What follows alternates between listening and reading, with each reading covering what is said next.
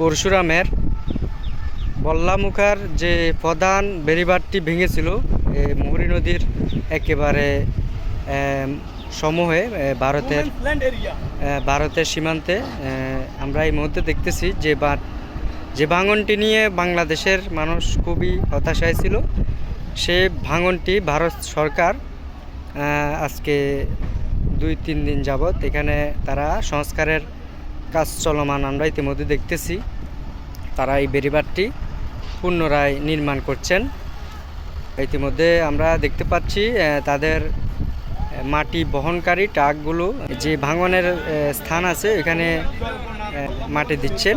এতে করে ভারতের যে ত্রিপুরা রাজ্যের বিলোনিয়ার কিছু অংশ ক্ষতিগ্রস্ত হওয়ার হাত থেকে কিন্তু এই বেড়িবাঁধটি বাঁধার মাধ্যমে তারা রক্ষা করার সম্ভাবনা পাবে।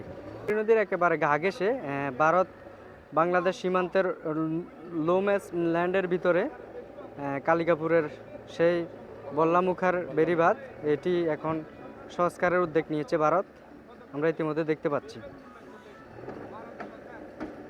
তারপরে